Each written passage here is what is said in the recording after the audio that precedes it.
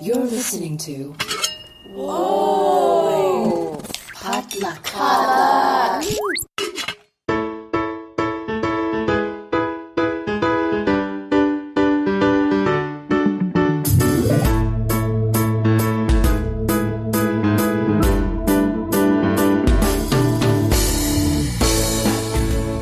And hey everyone, you're listening to Books and Boba, a book club and podcast featuring books by Asian and Asian American authors. My name is Marvin Yue. And I'm Vera Yu. And we are here today to discuss our June book club pick, Not Your Sidekick by C.B. Lee.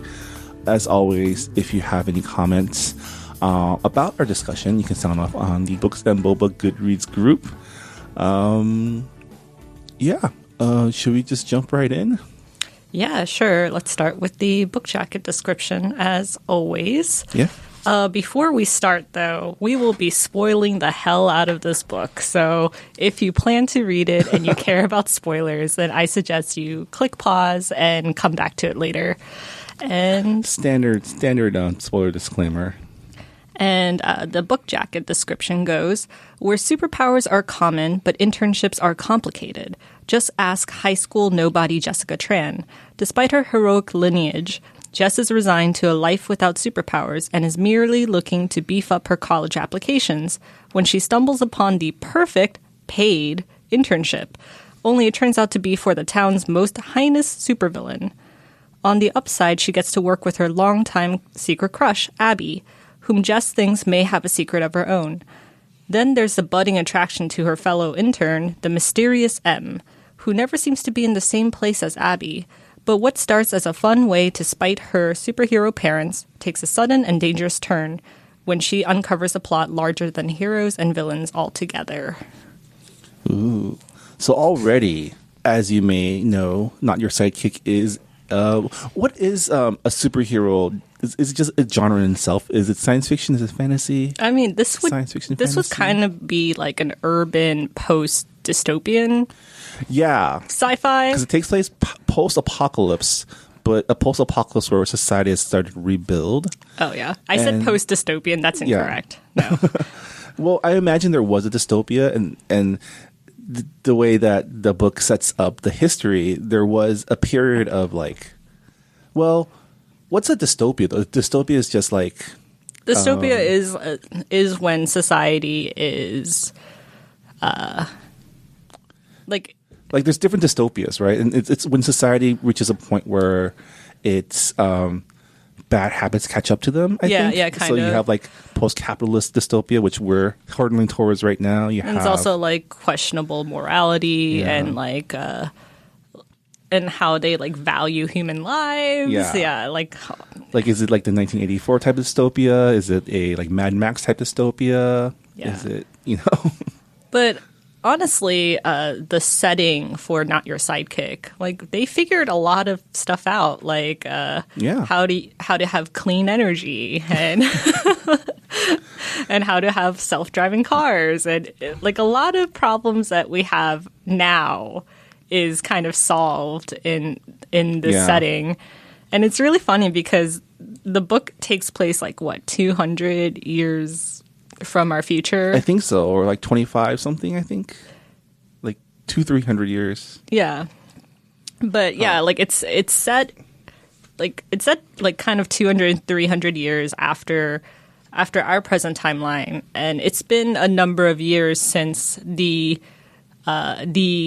big dystopian incident happened, which is like a solar flare. Well, a solar flare activates like the nuclear reactors. Yeah. And decimates like more than half of the global population. Way more than half. I think like only about a third or so remain. Yeah. And then like because of the solar flare, it activated like superpower genes in people. Yeah, it activated superpower genes, but it also caused a war for resources. Oh, yeah. So that's World War III, according to the book, which caused like basically a shift in, I guess, global politics.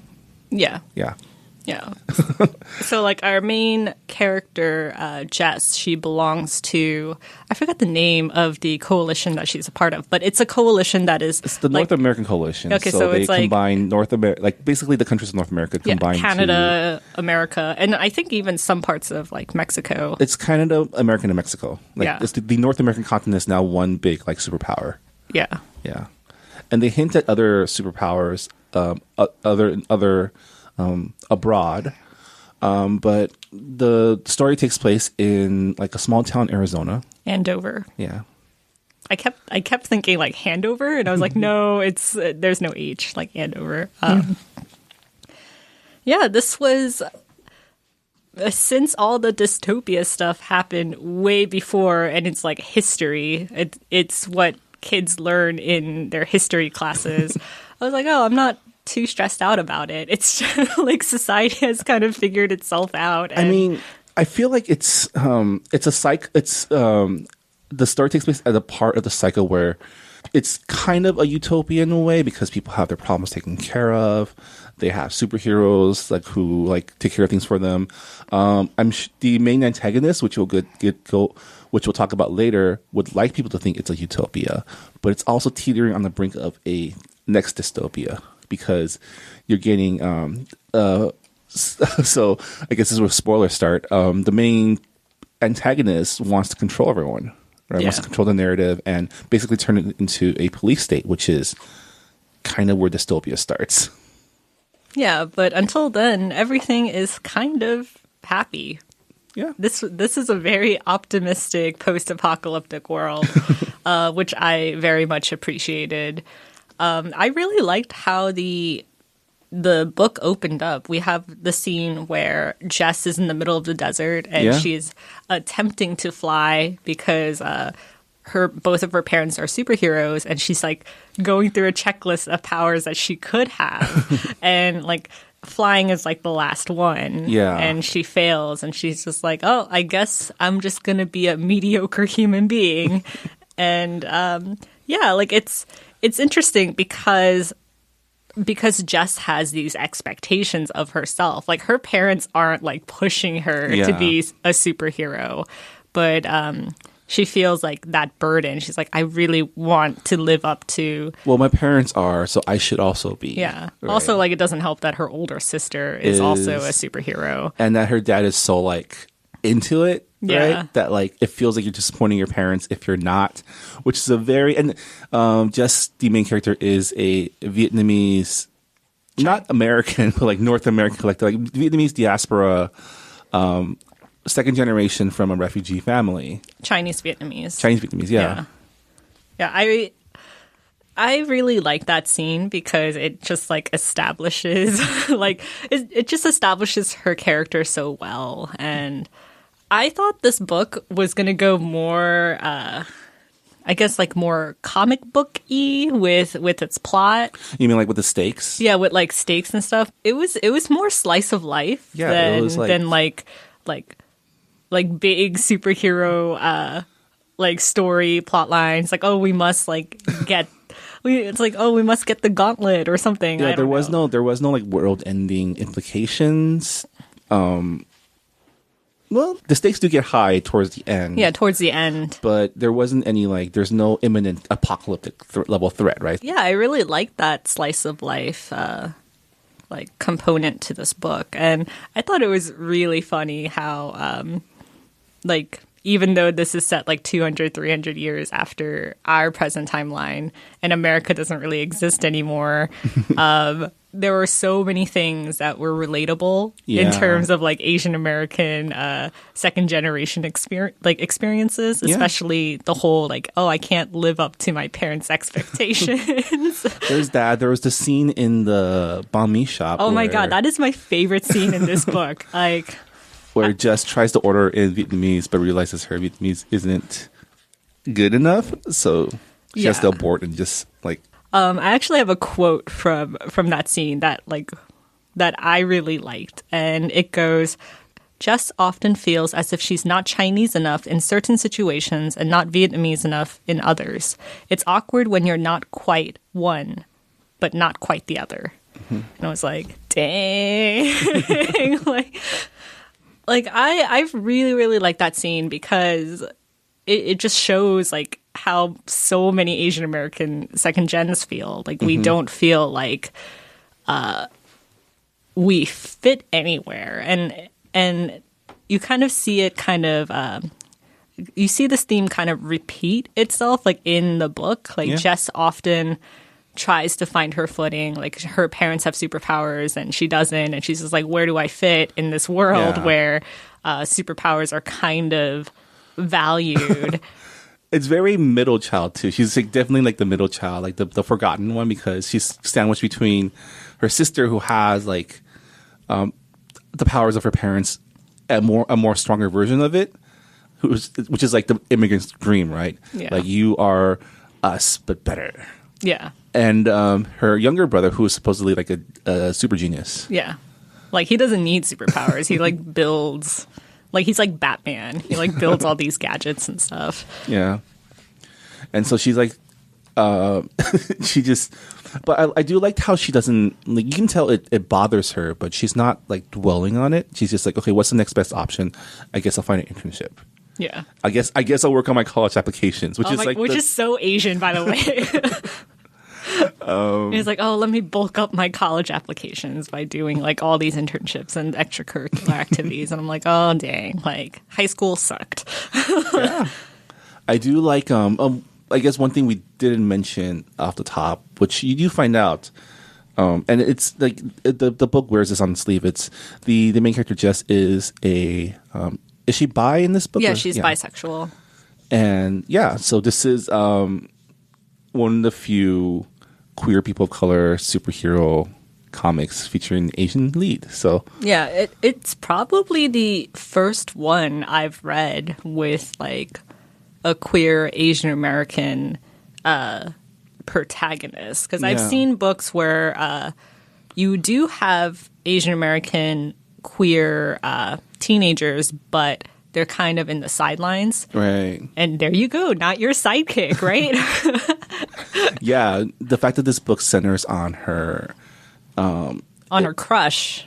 On her crush and on her, like it works on a lot of levels, and it also shows you that like, you can write stories about queer characters without them being queer as like, you don't have to show them being queer all the time. Yeah, which is this is not a coming out novel, which I really appreciated, and it's so rare to see like a girl couple without like some tragedy coming out of it. Like how many movies and how many books have you read where you have like two girls who fall in love with each other and then like something happens to one of the girls? It's like, oh, my parents don't approve, or like one of them ends up dead, and and it's just so nice you don't have those implications in this novel. And also it's really nice to see so many different types of queer people in this novel, because you do have Bells, who is a black trans boy, and then you also have Emma, who seems to be demi-romantic, but I'm not sure. It's not really. What does that mean? That's a new word for me. Demi-romantic means, I hope this is correct. Is that just like she just loves all the time? Everyone? No, I think. Yeah. So a demi-romantic is a type of to be a demi-romantic, it means that you only experience romantic attraction after kind of having an emotional connection beforehand. So I think Emma is a demi-romantic, but it's not mentioned specifically in the book. I think it's mentioned later on. Oh. And I know from Not Your Villain that Emma's parents are lesbians, so there's that as well. Okay. So you have like so many different types of sexuality. Yeah, that's interesting. I didn't know that was a thing. I just thought, she just had a bunch of crushes, but I mean, in the book she does like openly say like, oh, that person's cute, and like it's like, oh, like Abby's really pretty, like. But yeah, it's really nice to have such a diverse cast. Yeah, and like not be focused on just their sexuality. Like there is like a plot to it, and everyone is just kind of themselves. There's something about the way that she wrote too that like I remember hearing that Bells was a trans character, but I didn't really think about it until they like brought it up in like one line in the middle of the book, which wasn't even describing him, but it was just Abby's character like saying, "Oh, I thought he was like." I didn't know what his pronouns were. Yeah, so she uses the pronouns they, and Jess says like, "Oh, like it's okay. It's nice that you use the pronoun they because you weren't sure." But even after that, I was like, "He still Bells." Like, yeah, and I think that's a testament to how this book was like how she approached these characters as like their queerness isn't othering. It's just like part of their. It's just part of their character. Yeah, like the only little bit you kind of get a glimpse at othering is when Jess talks about how she accidentally came out as bisexual by reading a poem in class, and how the Rainbow Allies Club at her school, they're like constantly trying to recruit her, and she says, "Oh, I'm bisexual, not lesbian," and then like the club president's like, "Oh," and then kind of gives her like the shady look, like the side eye, and it's like, okay, there's like a little bit of biphobia in this club, but like, you know, like you blink and it's just gone. Like it doesn't focus on it. What did you think about the whole like Rainbow Coalition subplot? It reminded me of like in college where I tried to join like the Asian like it was like a Pan-Asian group, but they were very politically active, and this was before like I got comfortable like talking about politics and thinking about like Asian American as a political thing, and so I kind of got scared off. And whenever they saw me on campus, it was like, when are you coming back? I'm like, I don't know. Sometime. Like I've kind of had like a similar thing, like because like in high school, like I was part of like the Korean arts club, and the thing is, like, I went because I did traditional dance, and, you know, I went only for that. I went only for, like, exposure to, like, traditional arts and to learn more about my culture, because it was at that moment in my life where I was like, okay, I'm going to, like, open up to my parents' culture, because before that I was just like, fuck being Korean. But then, like, the club members there, they were very cliquey, and they would be like, "Oh, let's go out to eat," and I'm like, "No, we are not friends outside of this club because we have nothing in common." So like that pushiness in like join our club, be like, let's do everything together. Like, I'm just like, I understand. Yeah, and that was the other thing too. Like they were described in the book as a very like, it was the guy and his friends were the club, and that's how I felt too. It's like, I'm like coming out to your thing, but all you're really doing is hanging out together and doing inside jokes and making me feel. I get you look how good friends we are. Don't you want to be a part of this? But at the same time, like. Yeah. To me, it's like, look how good friends you are. Where do I fit in that? Yeah, exactly. Right. So it comes back to the theme of like just trying to find like a place to belong, and you know, she finds a little bit of that with her friends. Like, her friends are super funny. Like I think it's Bells who likes like really old things. Like they watch DVDs. I think they all like really old things. They all like really old things. I'm like, like pre-disaster media has been banned. Yeah. And it's just like, wow, DVDs, like people don't even buy DVDs in our day and age. So it's really funny. It's just like a really funny, quirky thing. But yeah, like Abby signing up for her internship and then going and finding out that it's owned by supervillains. Yeah. And she's just like, she could have easily turned that down, but then there was like, well, it's paid, and I guess it's like subverting my parents' expectations of me. Well, also her crush is also working there. Oh yeah, that's true. Yeah. So I like how they set up, like in this small town, you have also small town heroes assigned to it, right? So you have your like, I guess, and then in the town of Andover, the small town heroes are Jess's parents. Smasher and Shockwave. Yeah. But it's like sorry, we're like jumping all over the place, but I really like the fact that her mom is just like, I don't know, I really like being a real estate agent. And like in that town, like the superhero business is kind of like declined because the villains aren't showing up. Yeah, they disappeared. So there's like nothing for Jess's parents to do, and they both take it in very different ways. It reminded me of Randall Park and Constable Wu's characters in Fresh Off the Boat, where like the mom just wants to hustle. And she wants to like be her own person. She wants to succeed and be good at what she does. And the dad just wants to be American so much. He just wants to be part of the League of Superheroes. He's bought into like this new American dream. Yeah, and there's like tiers to like which category of like superhero you are. Mm-hmm. Like there's like the A class, which is like you have like many different powers and you're able to like retain those powers for a long time. Yeah, and then. Like, her parents are kind of in the lower rung, and that's why they were assigned to, like, the middle of the desert. Yeah.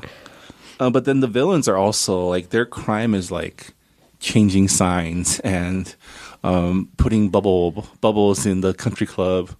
And, I mean, the interesting thing is, like, even from the beginning, when you read about when CB describes the crimes of Master and Mistress Mischief, who are the neighborhood supervillains, they seem more like activists than villains, right? They're trying to like through their crimes, they're trying to expose inequality and wake up, sheeple. Like they sabotage the country club sprinklers to sprinkle out bubbles to demonstrate how they're wasting water, a precious resource, on something that doesn't benefit anyone but the rich. And it's like really funny that like. They're super rich because like of all like the technology that they invent for their corporation. Mm-hmm. And it's just like, oh, funny. Like it's just like, oh, everybody uses their tech and it like betters their lives, but they're made by supervillains. Yeah. I also like so you eventually find out that Abby, Jess's crush, is the daughter of the supervillains. And then they lampshade this, but it became kind of like a Romeo, like not Romeo and Juliet thing, but like two rival houses and their like daughters fall in love. Yeah, but it's really not that big of a deal. Yeah. And like just finds out that Abby also likes her. Yeah. And I guess we should mention like the mysterious M at like the internship. It was fun. Like, when did you start suspecting that they were the same person? Because I thought right away. Yeah, same here. Immediately. as soon as Abby was like, okay, I'm going to like go do my thing. Mm-hmm. And then immediately after, like M shows up. And I was like, oh, I see where this is going. Okay. And M is described as the Mischief's, I guess, protege who wears his like boss's suit. Yeah, because I guess Abby's dad, Master Mischief, wears a robot suit because his power is the power to manipulate electronics. Yeah. Magneto, pretty much, but with like technology. And then her mom's power was telekinesis. Yeah, and and this is like further down, but the way they characterize it is like her mom is actually a really powerful superhero, like probably like class A or above, but she chose to become a villain out of love. And I want to see that story from like it's probably going to show up in Abby's book because there are 4 books. Right. We talked to the author C.B. Lee, and we're going to put that interview out probably next week for you as a supplement to this discussion. But yeah, she announced that there's going to be 4 books in the series. Yeah. I felt pretty bad for Abby because her parents had disappeared, and it's not even like it's like, oh, they disappeared for 2 weeks. Like they disappeared for like over a month, and she's like an only child, and she's taking care of like she's trying to desperately find her parents, but she can't really look for help because they're villains. Right. And so at first she brought Jess in as just to help her with the day-to-day so she can keep up appearances. Yeah. While she looked for her parents. Yeah. And also like help running her parents' company, right? Like, that's a lot to put on a high school student. And yeah, just like I feel like that is the reason why she and Jess get along, because like through her disguise as M, she's able to like open up more and finally have someone to like confide the secret in, right? I liked this all leads to like Abby's search becomes the central plot point towards the second and third act of the book. Once everything's revealed, and this is where the utopia part of this, like the post-dystopia utopia, cycles back to dystopia when you realize that even in like this like world of like relative stress-free living, besides the fact that you can't eat meat because there's no meat, people with power still abuse it. Oh yeah. Yeah, and definitely. That becomes like the main threat they find is they find out that the head superhero of the league, Captain Orion. Yeah, right? Captain Orion. She is basically doing experiments on villains, trying to increase her own power, and also basically using superheroes and the coverage of superheroes as like her own like Fox News, like fake news, like fake news. Propaganda system to keep everyone docile, pretty much. Yeah. Right? Like, don't worry about anything. Superheroes will take care of all your problems, is the message she wants to give. And that's how she has power. Yeah. And also, like, even with her power, like, she's like a D-class superhero and she takes, like, these drugs to like, beef her up. But her whole... And then... So she's technically the supervillain, and her whole thing is like, it's for your own good. Yeah. Right. And the sad part is her doctrine has like basically taken over Jess's older sister, Claudia, who looks up to Captain Orion and wants to be just like her, right? She colors her hair and everything. And I mean, one of the big like twists is that Claudia ends up being an antagonist.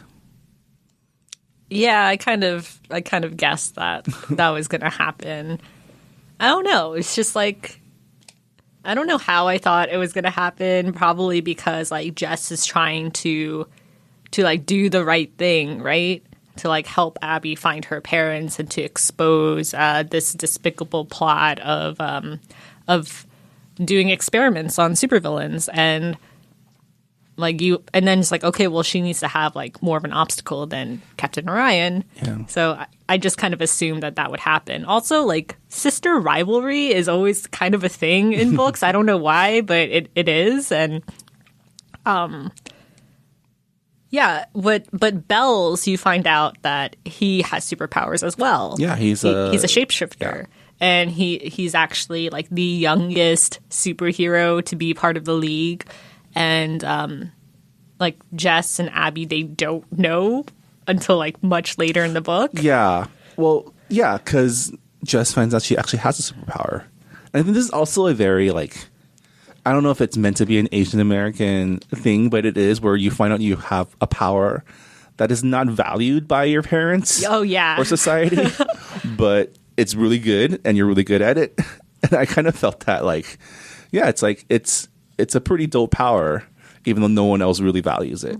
I thought it was really funny how that was like hinted at from the very first chapter when like her car GPS is like not working and she's like, I guess I'll just drive this way until I reach something. I have a feeling that I'm going the right way. And like it turns out to like be all okay. Yeah, she has the power of direction, right? Yeah. And it's really funny how she finds out how she has that power. Because she's hungry. Yeah, because she's hungry and she's at like the internship office and she's like, I'm gonna cook us some ramen. Yeah. And she just like walks forward and like finds the kitchen and then finds where the ramen noodles are. And well, also like, she like walks into the secret lair pretty much. Yeah. And Abby's just like, that's not possible. Like, how did you do that? Like, that has to be a power. And she's just like, no, it's just me. I'm good with directions. It's like, no, that is your power. Yeah. So that's how they find out that, because they've introduced Chameleon before as the newest superhero. Mm-hmm. and they need to find him because they need his power to break into the secret lab where Abby's parents are supposedly being held. Yeah. And then he gets involved because there's this plot point where they're saying that like, oh, look at all these superhero victories, and then Jess was like, this is way too well produced to be a found footage, live footage recreation of found footage video of this fight. Look at the optimal angles that it has, right? And so you find out that it's actually Belle's pretending to be the villain, the missing villains, in those like fake, and it's like fake news propaganda videos that the Superhero League created to basically show that they're doing their jobs. Yeah, like in Not Your Villain, those were like his early assignments because they're like, oh, it will be good for you to get like hand-to-hand combat training. And that was him like doing training, but he thought that like the other superhero knew that he wasn't the supervillain, but that wasn't the case. So like it's pretty funny how like you find that out like in the middle and you're like, oh, then who like if the supervillains are disappearing, then who is that? And it like ties in together pretty well. One thing that like stood out to me, like one scene that stood out to me was when Jess and Abby go to confront Captain Orion, and Abby is down because like Captain Orion like injects something in her which like disturbs her powers. Right. And Jess, who doesn't really have any aggressive superpowers, she can't do anything. Mm-hmm. And Captain Orion is like making fun of her parents, being like, oh, they should have just stayed in Asia. And right. And like she makes fun of their accents and says, oh, like, do you think they'll ever be on like milk cartons? And I'm just like, oh, okay, like racism still exists in this world. Like, she's not very nice. No, and she's actually not. Like the worst. And I mean, I haven't read Not Your Villain yet, but I wonder if like that realization will dawn on Claudia or not. But yeah, she essentially evil monologues and just reveals herself to be just like a petty tyrant, right? Yeah. Like the superhero tropes in this book, it's like when you're reading, you're like, oh, the author knew that this was a trope and purposely like made it more sarcastic, more exaggerated. Like the evil monologue, I'm just like, that happens in every movie, every comic book, but like it's there and you know that it's like way over the top when you're reading it. Well, I mean, it's also that trope that like the good villains think they're the hero, right? Yeah. And in this case, the villain is the hero. Yeah, but overall, I thought this was a very fun read. Like, it was super breezy. I mean, that was so we had a comment from Goodreads member Jas who also enjoyed the book. Enjoyed that it was like a superhero sci-fi dystopian that was up her alley. And she said, I know people who've read it found it predictable, but its predictability is one of the reasons I enjoyed so much. There is definitely a place for LGBT fiction that is sad and depicts their very real problems, but it is mentally and emotionally exhausting to read. So to read a lighthearted book knowing that Jess will, 1, get the girl, and 2, come out alive at the end of the story is not only refreshing, but also really healing. Sometimes it's just nice to see a bi-Asian character in one of your favorite genres. Tired tropes are a lot less tiring when the characters involved actually look and act like you. Which, like, yeah, it makes sense, right? There's and there's something that we've experienced too, which is like the rom-com genre being the rom-com revitalized by Asian American leads. That's all you need, you know? And like, yeah, I'm on board. And I'm not even like a rom-com kind of guy. Yeah. And the fact that like and I know the biggest trope in like queer media is if you have a queer character, they must have like either a tragic backstory or something tragic happens to one or both of them. Yeah. Or like the entire book is about the discrimination that they face. And yeah. It's like, it's nice that everyone at their school is kind of okay with like everyone's like sexual identity. And it's like, yeah, like, yeah. like there's definitely a place for those books, but it's also very important that you have stories where like queer kids can just be queer kids and they can see themselves as heroes. They can see themselves as just like they can see queer characters just having fun. Yeah. Yeah. And like this book really did remind me of Heroine Complex, because that's also a book with Asian American superheroes. Yeah. And like it's really funny, and of course there is like an evil plot to it, but it subverts superhero tropes and just makes fun of it kind of. And it's about like two Asian American girls who are just having fun. And that's how I felt about this book. It's about Jess and her friends just kind of having fun, because a lot of the book is about them just at school and just like being friends and like just kind of hanging out. And then you have like this plot in the background about villains disappearing. And the big battle isn't even like the climax, right? It's after the climax, there's a whole like area in the desert where they're just trying to get home. Yeah, that was like pretty interesting, where like Jess and Abby are kind of lost in the desert, and Jess is like, I got this. I like human GPS right here. If I just walk this way, there will be water. If I walk that way, then like we'll find like a gas kind of station gives her somewhere. like her chance to shine. Yeah. It's not a useless power after all. She's actually, I would want that superpower. I have no sense of direction whatsoever. But yeah, like it. You know how, like, have you seen Ocean's 8? Yeah. Yeah, like, the reason why I really liked Ocean's 8 was, one, like, an all-female cast, right? And it's like really nice to see that just in any movie. But it was also just, you know, it was stress-free. You knew that they were going to get away with it. They knew that, like, the heist would be successful.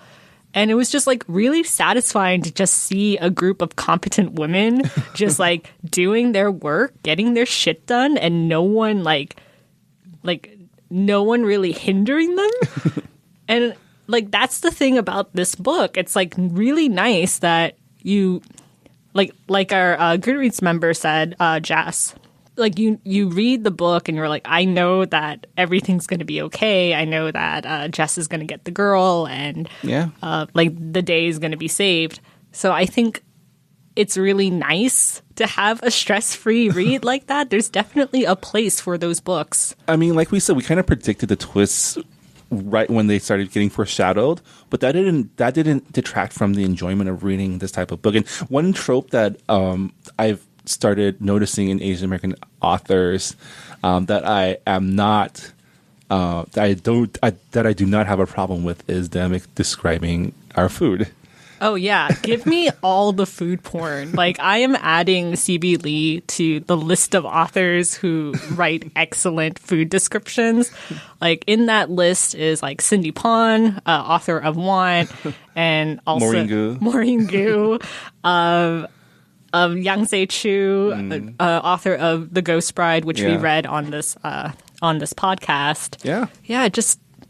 Like it's nice to see our culture in contemporary books. Like how long have we had Asian American books where it's all about the immigrant struggle or like the gap between second generation and first generation, and like living up to your parents' expectations. Like I said, there is a place for those books. It's really important that we have those books, but it's nice that we are getting more contemporary and fantasy. And at the same time, though, we kind of had all of that in this book too. Yeah, we did. Right? We did in small doses. I mean, you have the trying to be as super as your parents, and I mean, if you like tear out all like the metaphor, and this is maybe me reading too much into it, like our parents, especially first generation immigrants, are kind of superheroes, right?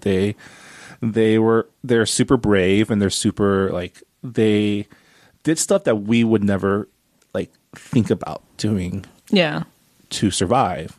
And that was part of that came out in the reason why, like, even though Jess's mom suspected things, knew that the system was unfair and maybe even corrupt, they didn't say anything because it was how they were raising their kids. It's how they got their home, got their jobs, and how they were able to survive in this new country. because their family were pretty much refugees from like future Southeast Asia too. No, isn't that interesting that like there are refugees in like 200, 300 years from now? I mean, obviously this is fiction, and of course, like C.B. Lee drew from a lot of like her own experiences and her parents' experiences.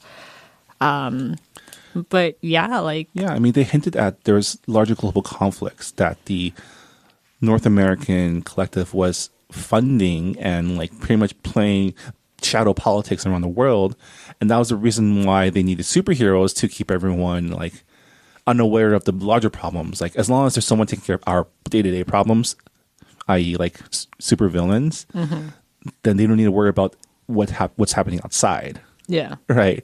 And what did you think about, like, this is something that I'm hoping the next book delves into, is the fact that like superpowered people are assigned to be heroes or villains by the government. Yeah. So they're not even like, the whole thing is fixed. Yeah, the whole thing is just like smoke and mirrors, really.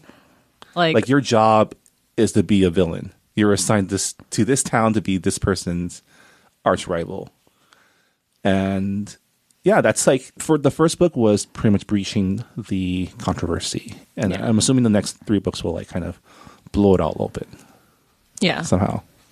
I mean, like, correct me if I'm wrong, but like Abby's parents, they didn't want Abby to go into like superhero training or superpower training, and no, they did, because Abby's father was working with the government to get her into the superhero track, because she was pre-assigned the villain track because her parents are villains. Because her parents are villains, and because Captain Orion is a jerk. Yeah, who like has a grudge, and I don't know if they'll build on this, but Captain Orion used to date Abby's father.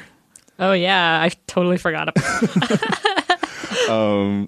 And then Abby's mother got with him, and then they became villains in Superhero Academy. Because Captain Orion was like, she has nepotism on her side too, because her grandfather was the founder of the Heroes League of Heroes, right?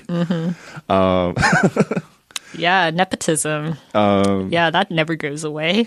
Because that's the sinister part. Because Abby's father builds Monrobots, because his last name's Monroe, which are like your personal like robot assistant, right? They do like menial chores around the house.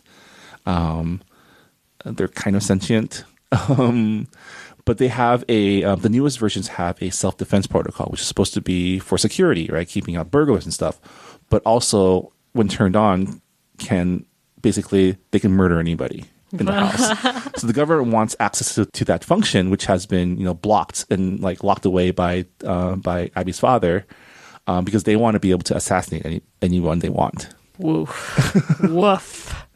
Which again, even in this like kind of fluffy utopian, like worry-free future, people with power still. Yeah. What did you think about the whole like superheroes are pretty much the propaganda of the government? That's what I hope the future books will start delving into. And you've read the next book, most of it. Yeah, most of it. Yeah. Do they get more into that? Yeah, they do. Okay. Yeah. Cool. Looking forward to that. I freaking love Bells, you guys. Like, Bells is great, and I'm really enjoying like his story in Not Your Villain. So I definitely recommend picking that up if you guys are more interested in the story of in the world of Not Your Sidekick. And yeah, like I'm really excited. I think I am most excited to read about Abby's story, because there's like so much about her that is kind of shrouded in mystery. Aside from her parents being supervillains, but like I would definitely want to know more about like what that experience is. For sure, right? Because the books also are from different characters' POV. Yeah. So, this one obviously Abby is Jess's crush, so she's going to be really idealized. Yeah. Right. I mean, like how does that feel when your parents are kind of, your parents are kind of like quote unquote despised? I mean, they're like small time supervillains, but like they're seen in a negative light by the community, and like you live your day-to-day life like hearing things about your parents and people like saying bad things about them. Like what is that experience like? And like having this double life. Like even it's, perception-wise, do you remember that part where they were going through? Because I guess all the heroes get their own comics, right? oh yeah, Localized comics. yeah. And like just saying, yeah, like my mom's boobs aren't that big, but they're drawn that way because that's how, like, basically, like, I feel like it felt like the characters in mass media were whitewashed in a sense, like they were misrepresented in physical form because it's easier to expect heroes to be like that. Yeah. But yeah, that'll do it for a discussion. Any last thoughts about Not Your Sidekick? I remember when this book was announced, this was right around when we started our podcast. And it was published around the same time as Heroine Complex. Yeah. And those two books were kind of like marketed towards together. And I think it was by accident because they're not from the same publisher. But I remember the hype around this book. I remember it being retweeted a lot and people saying like, oh my God, this is a bisexual Asian American protagonist. This is amazing. And like just the cover, right? You have like, she's clearly Asian in the cover. And that was like one of the first times we've seen like an Asian woman in a cover. And it was just like, yeah, like this is a big deal. I remember thinking like this is gonna change a lot of things in Asian American literature, and it turns out that like I was right. Yeah.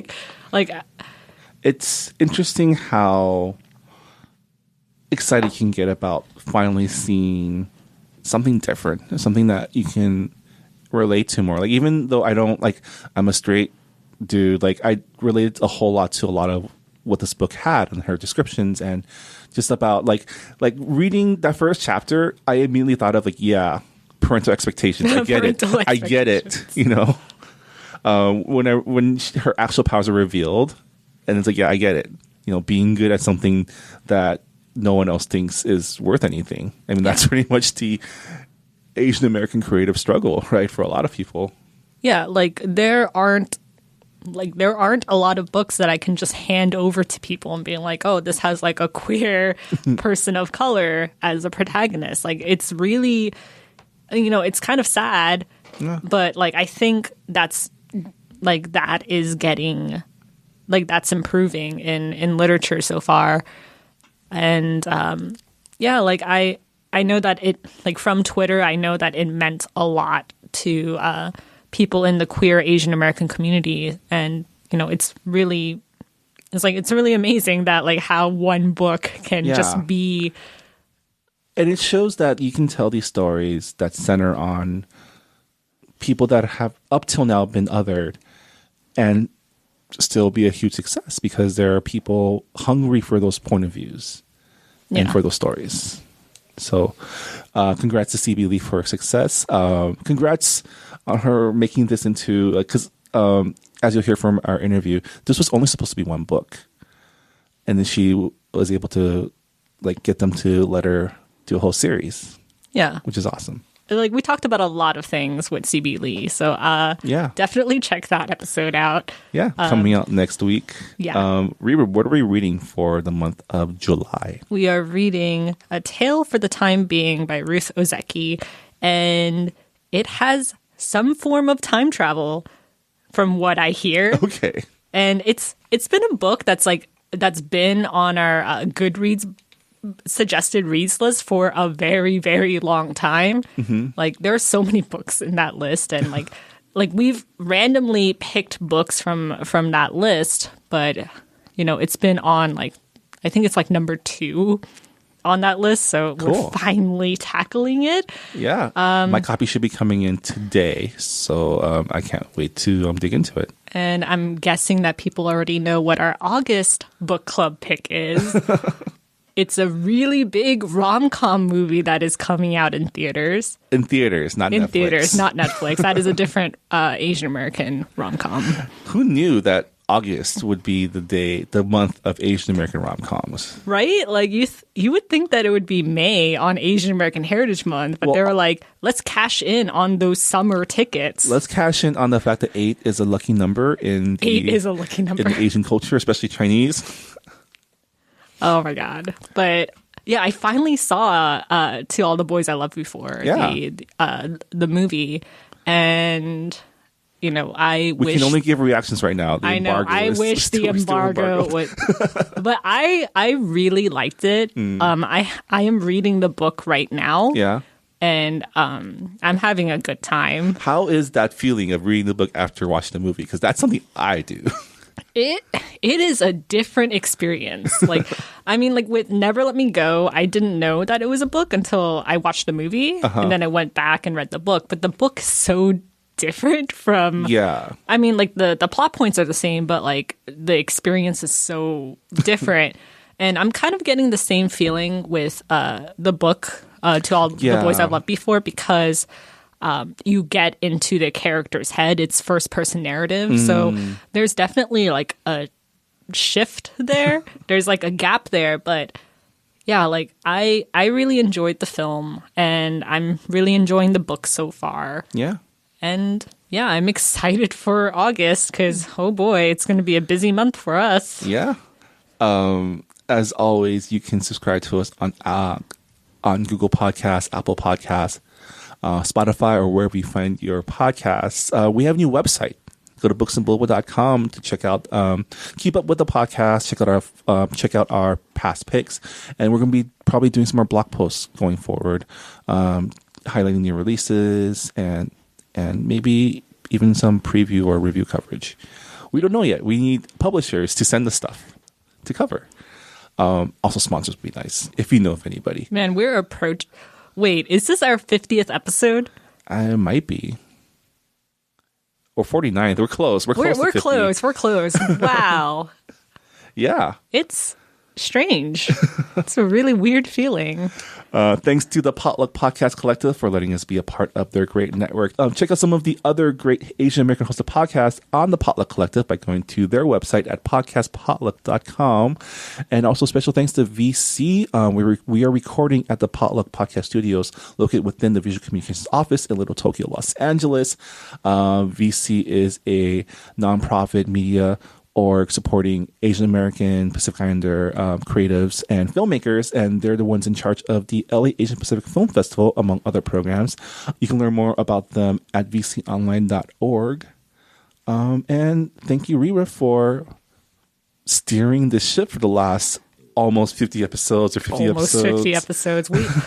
I'm going to check later, and if it's 50 episodes, I'm going to be like... This might be the 50th we've recorded, but we've got a couple interviews banked, so I'm not exactly sure. Yeah, that is true.